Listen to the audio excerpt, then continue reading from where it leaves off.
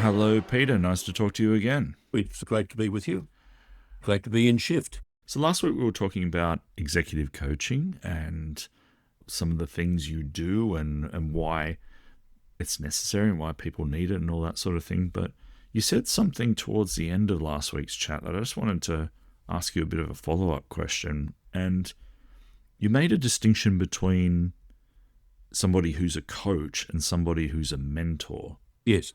Can you tell us a little bit about that? What's the difference and why is the distinction important?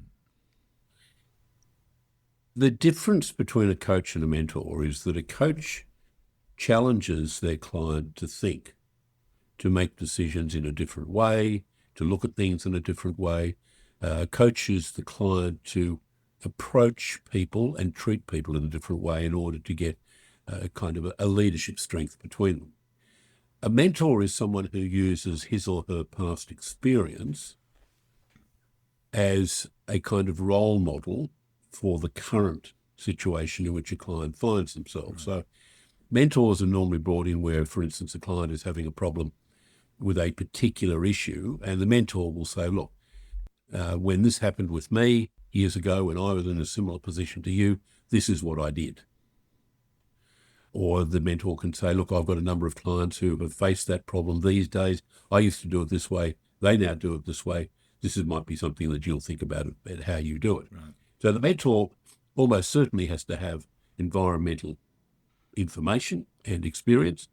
The more serious mentors are some of the leaders of our commercial business world over the past 20 years who are now mentoring senior people. And that's great. That gives them the confidence. Coaching, however, is a much more active involvement with the client, much more challenging involvement with the client. Mentoring, I think, is for people hugely more experienced, hugely more capable of understanding the environment and the process, but not necessarily understanding how to create change. Right. So that's interesting. So because you coach at a top level, is it clear to executives when they need a mentor as opposed to a coach, or vice versa? A lot of the time, do you think? Look, historically, mentors were provided to executives almost free of charge.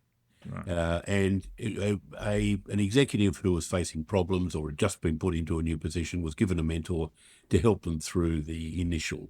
So if the client had a problem making a decision about a particular area, the mentor would come along and say, well, look, let's walk through the decision. Right. This is the way we used to do it. This is the way you probably have to do it now. How about you come to a conclusion, let me know, and we'll talk about whether it's right or wrong. Mentors have been used to help people with first night nerves, if you like. Okay. But coaches are more long-term, building up strength. Yeah. So one's kind of more macro theory and one's kind of micro situational almost. Yes. Yes. So, for instance, an ex-footballer of some note might become a mentor of someone in an Australian football team, telling them how they got over nerves, how they dealt with this or that. The coach, of course, is very different. The coach talks about how they're going to run, how they're going to form part of the strategy. Yeah. Mentors are more settling them down. Yes. So it's a much more personal relationship, I think, with a mentor. Okay. A lot of executives rely on mentors almost as to give them a second opinion about things. Because they trust that their experience is so close that yes. Yes. Yeah. Okay. One of the difficulties, and I've never quite known how mentors have dealt with this, is when they've had a long history in, say, XYZ Bank, and then they're asked to mentor someone in in another bank where the processes might be different. I've often wondered about how they cross that divide because of they're using. Putting it another way, maybe this is easier. Mentors use specialist knowledge.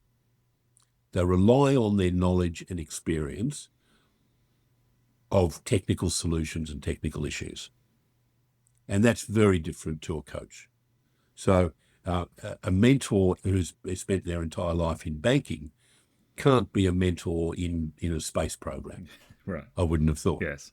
Whereas a coach can step across the whole Yeah. gamut of specializations. Yes. All right. That's clear.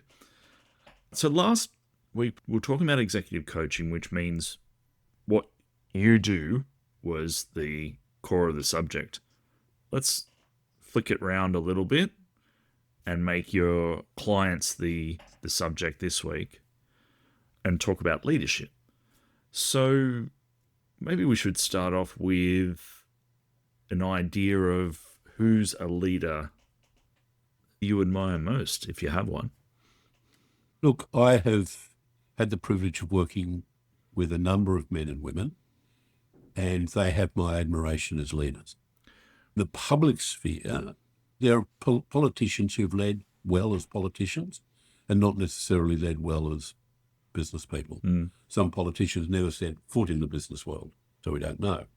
There are very few people in Australia who have led over a gamut, who are able to step out of 9-to-5 work and lead generally, have an influence right across the Australian economy and business world. Very, very few of those.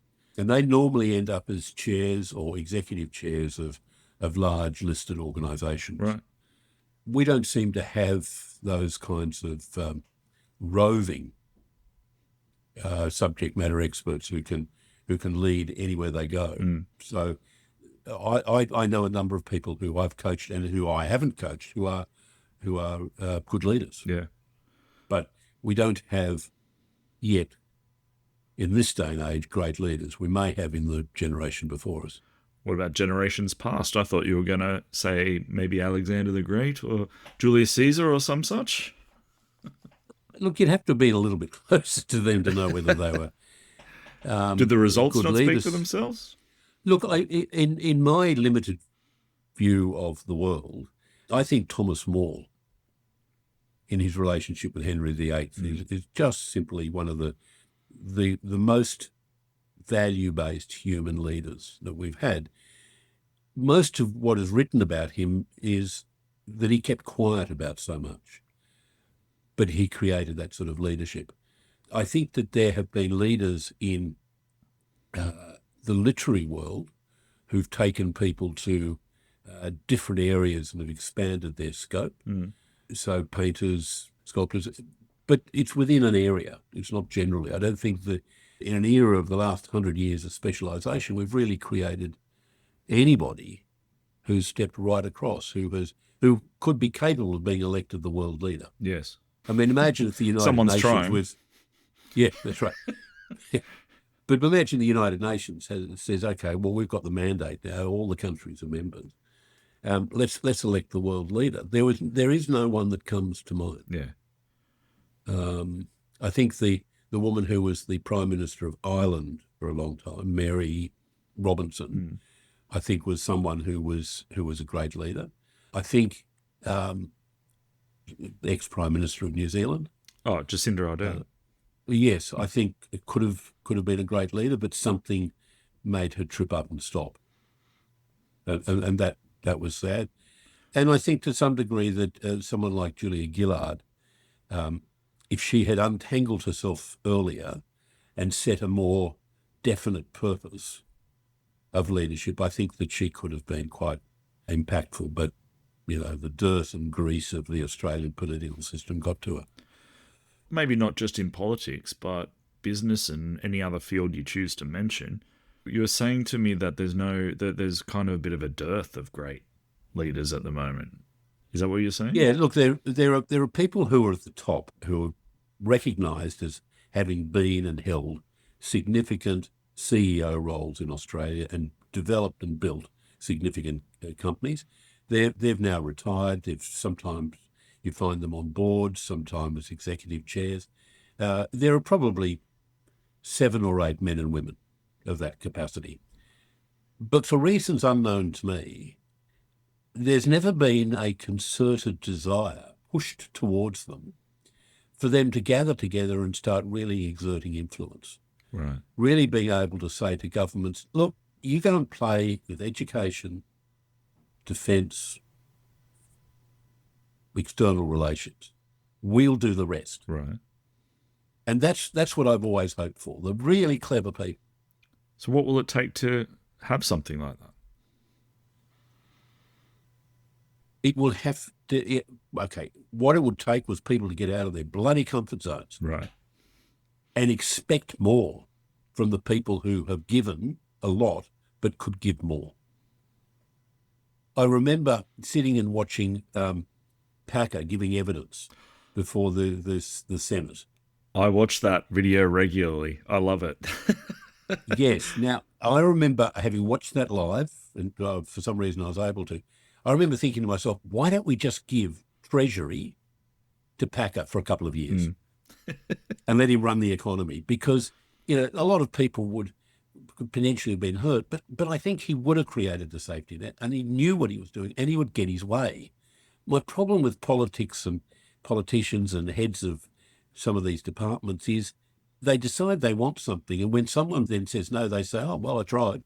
They don't fight for anything, really, really fight for anything, because they're too scared of losing. But Packer would say, well, I want that. I had a client ages ago, and he was a very interesting fellow. The way he described it, he said, I get up every morning, have a coffee, have a bit of breakfast, read the papers, and then I decide which 3 piles of gold I'm interested in. And I go after them. And by about mid-morning, I've decided that thing of gold is going to be a bit difficult, so I'll go back to the other 2. Normally by lunch, I've gotten 1, and if I'm feeling proud of that, I'll just leave it at that, and I'll put the other 2 away. And then the rest of the afternoon is paperwork, stuff like that. Next morning, which pot of gold do I want? And the one that I finally decide on about 11 o'clock, I normally get. Now, he's someone, I remember him telling me his father was in the military and he was dragged from school to school around Asia and Australia. Presumably his father was high up in the military. And his father it really got him to believe that there are only 2 people in the world from the military point of view, the people who are alive and the people who are dead. And we know which ones wrote the history. Yes. And so he would walk around thinking to himself, okay, that pile of gold, I want it. Mm-hmm. And I will get it. And he, as I said, he normally got it. And it was a fantastic attitude because it was relaxed. It had piles and piles of work-life balance, as it was then called, before it has to be now called wellness. Right. But again, very little leadership was required in any of that.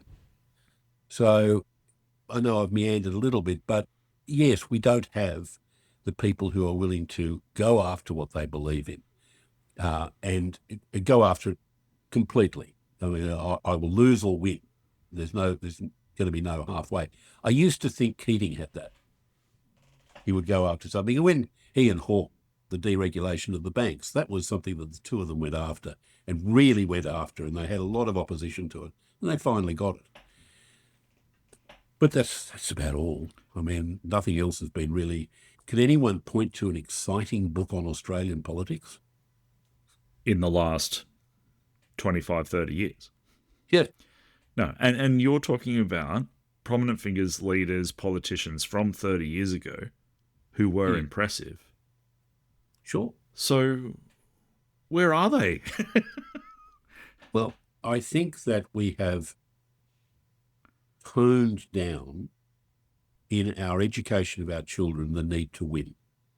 I don't think that we are telling children so much these days that winning is really important. Coming second is fine, coming last is fine, but winning really is important. And so the executives that have now fought their way to the top of organisations know that if they win, they have to win so quietly nobody quite notices. Yes. So, and that they can't jump up and down and say, look at me, I won. I got this, the other side didn't, and look how they're all crying and gnashing their teeth and wailing in the streets. They can't say that anymore. It's frowned upon. Whereas Rockefeller in his day would just go and take what he wanted. Yeah. Well, I think your clients will be very happy to hear you say that, because that's absolutely what they're going to need you for, to help instill that winning attitude, right? I think one of the advantages of AI will be it'll take a lot of the grunt work out of the senior executives' inbox. I think AI will take a lot of work away, and that will leave them. Two attitudes will come out of that. Hey, great, now I've got time to do the stuff I really want to do. I want to start winning. Or it'll say, oh, hold on, that's where I used to hide. I can't do that stuff, that risky stuff, because I've got to finish all this stuff. I've got all this paperwork. I've got all these kind of admin jobs, and my team isn't quite up to scratch yet. I'm training them. I'm working hard with them, but I can't do that stuff because I'm doing emails at 11 o'clock at night. Yeah. So AI will certainly take away that hide, if you want to use that sort of photography thing. They'd take away the hide from them, and they were going to have to do something else. And it will be a lot more exciting for some. It'll be a lot more terrifying for others. What's the worst leadership cliche that still does the rounds these days? Is there one that you can easily identify? I would never ask anyone to do something that I haven't already done myself. Right. As a leader. I mean, you think, yeah. No, full stop. As a leader, I will never ask any of my people to do anything that I haven't already done or I would do. Mm. And you think, that's meaningless. Of course you're going to ask them to do things you've never done. You haven't done everything. Of course you're going to ask them to do it, because if you're floating down a river in a kayak with a hole in the back of it and you're at the front or the back steering it, you're going to ask someone to bail out the canoe. And you can't say, oh, I can't ask them because I've never bailed out a canoe before. Yes. It's ludicrous. But some people say, oh, isn't that wonderful of me? Really?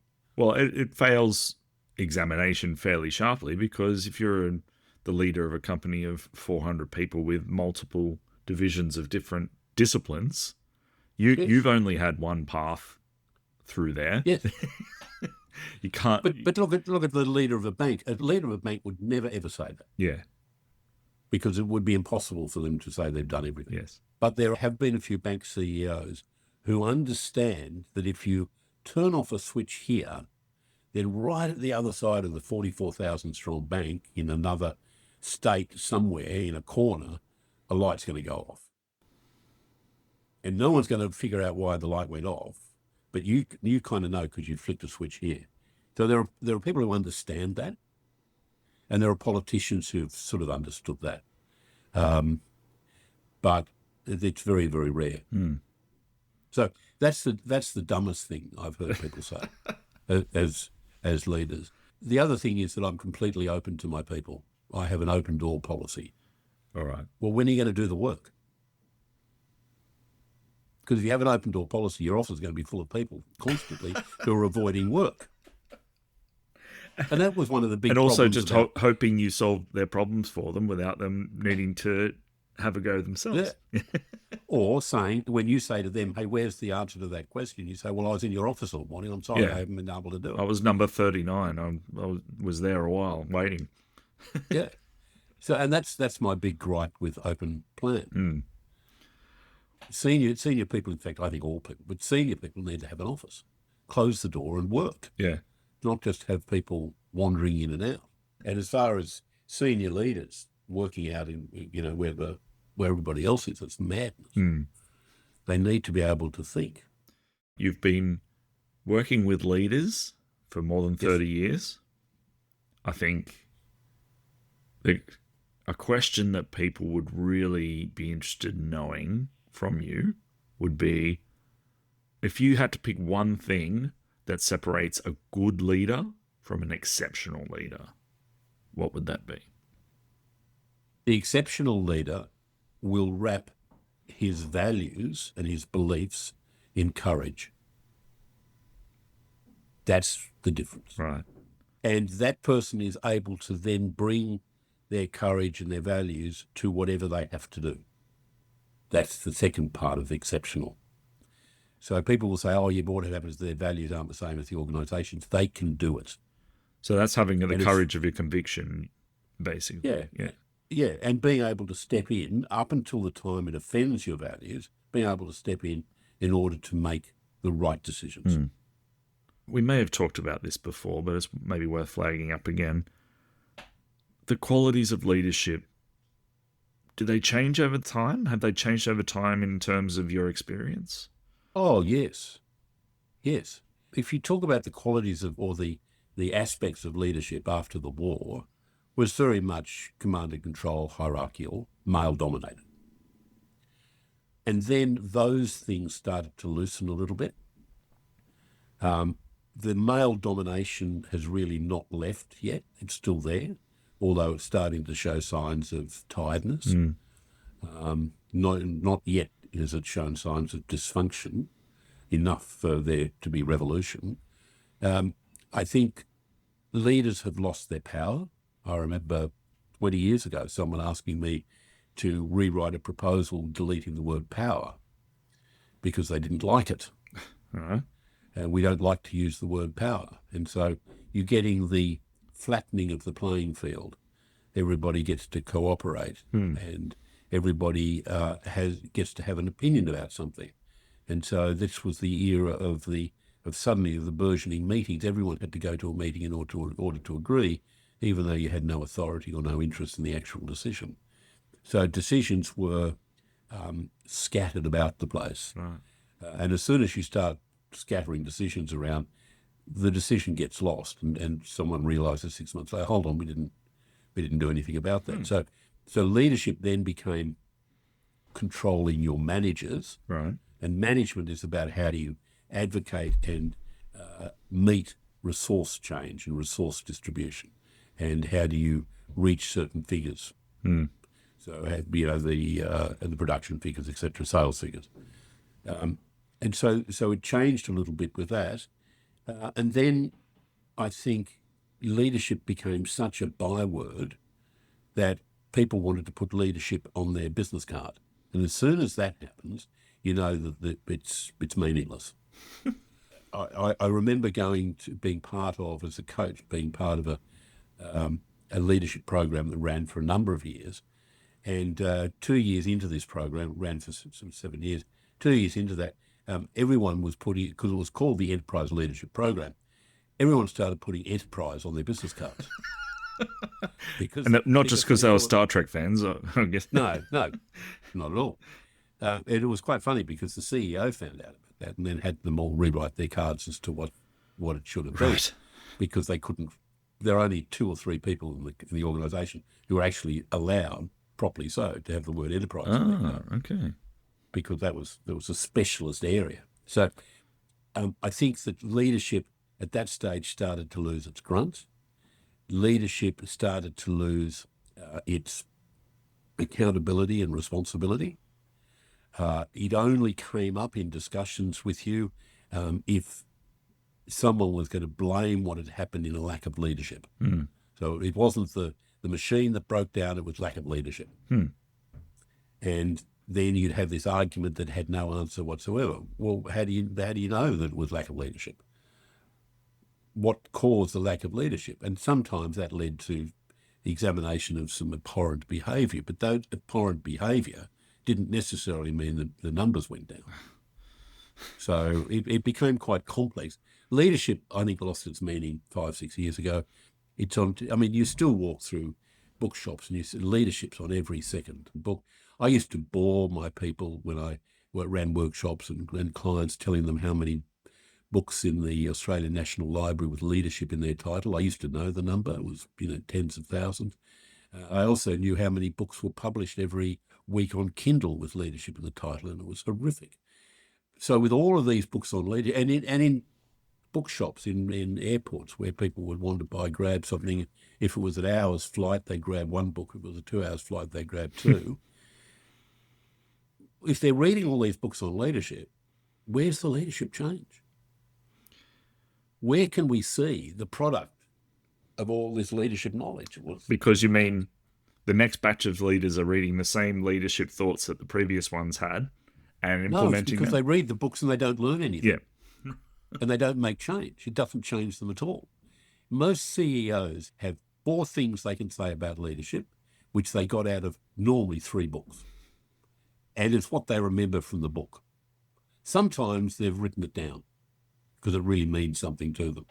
But it's no more than that. The rest is fly by the seat of your pants. There are some people who are naturally good leaders. I know you're into sports, you know that people that if you put a whole lot of people together for a rugby or a soccer team at an oval one Saturday afternoon and say, okay, we're going to form into a team and we're going to play on, in this competition, there'll be one person that everyone turns to as the captain. Mm. One or two people, and that they, fight it out somewhere. It's almost instinctive. Yes. Mm. Yes. And we don't do that in business in Australia. There was Gary Hamill, who years ago was one of the great management and leadership experts. We knew that because he would constantly tell us that. Hamill went into a company in America, as he gleefully told us all, and there were no business cards except for a couple of people who could walk around with a business card that said leader. Mm. And Hamill said, well, how do you get to have the business card with leader on it? And the guy said, well, that's easy. If you call a meeting and people turn up to hear you, you're a leader. Yeah. If you call a meeting because we're going to do this and nobody turns up, you're not a leader. Yes. Now, that's all very well, but I mean, I don't think that'll work in Australia. No. But what you can do is, instead of counting sheep to fall asleep, count how many LinkedIn profiles have leader in the bio at the top. There's more leaders than there's companies to lead. Absolutely. Most executives congratulate themselves on their leadership. Most executives will put it on their CV. Now, prove it or disprove it. You can't. Does that mean when you're coaching a leader, you're encouraging them to leave books alone and be intuitive? Yes, one of the agreements I reach with clients is that they read no books with leadership in the title while I'm coaching them. Most of them will say, okay, well, how about I don't read anything unless you approve it? And I just, absolutely, you got it. Yes, so yes, you shouldn't start reading it. We don't learn that way.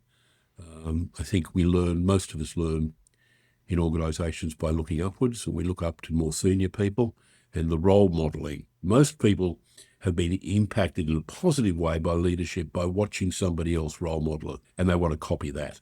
They want to be like that, and it reawakens their belief in leadership. And it may be great leadership, it might be dangerous leadership, but some people will admire it and they want to follow it. So one of the people that, perhaps I should have answered your question earlier about great leadership. I don't know, and I've never met the man, but from what I hear, General Cosgrove was quite extraordinary.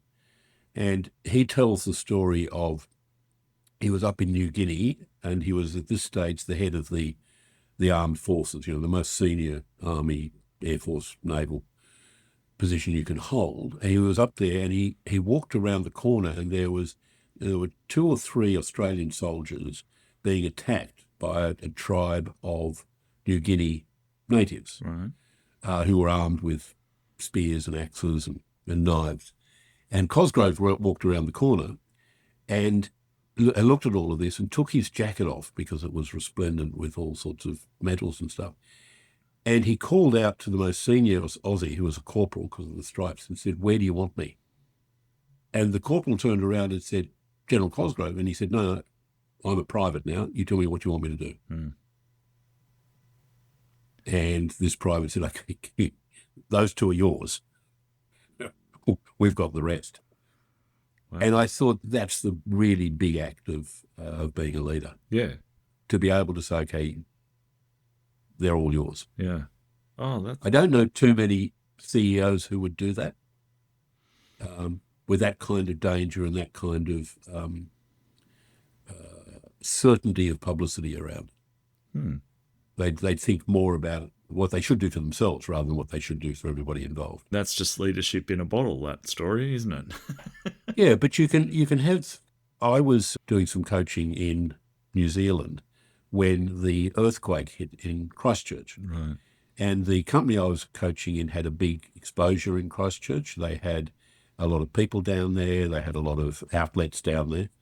And one of them told me the story. He was sent straight down there by the CEO. He was down there for a couple of weeks and he came back. And I said, "How was it?" And he said, "It was interesting. When we got down there on the day of the earthquake, he said there was the local mayor who'd never done anything, had never really had any responsibility, took charge of the whole place. And everything was running brilliantly. And he was trying to get away from the cameras from all around the world, all of that sort of thing. But everything was running brilliantly. It looked exhausted, harassed, and he was that way for about 3 days. Right. And there were people who were saying, okay, what do you want me to do now? Senior people. And he'd say, go over there and do whatever. Then, as Raymond used to describe it, then came the people from Wellington, the politicians and the public servants, and everything went down the drain. Right. They stepped in and said, you get away, we're here now. Yeah. We'll take control. And suddenly nothing was working. You couldn't get a cup of tea. There were people sitting on the roadside, no one talking to them, that sort of thing. It was a salutary lesson because this guy had never really led anything in his life. Being a mayor down there didn't take a lot of responsibility. But for a while there, yeah, cometh the hour, cometh the man. Yes, yeah. Cometh the man. But they just pushed him away. Right. And that's sad because I'd have loved to have spoken to him. Yeah. I'd have loved to have, if I'd been a resident down there, I'd have promoted him into something much more intense, much more responsible, because his actions were like that. And I'm told there were some people up in Darwin when the cyclone hit who were like that, but who disappear again. If you talk to any of the heroes of bushfires, you'll find that people, just ordinary people, have done heroic things in bushfires, have organised things, have thought through things on the run, and created, great opportunities, but it's all gone. Because we don't reward that sort of thing. Except in the people who are affected who will remember, I suppose. Well, look, I haven't even got through all the questions I had here, so maybe we should come back and go through the rest another time. Okay, love to. Thank you for chatting once again, Peter. My absolute pleasure. Thank you for your stewardship and your friendship in all of this. It's been fantastic.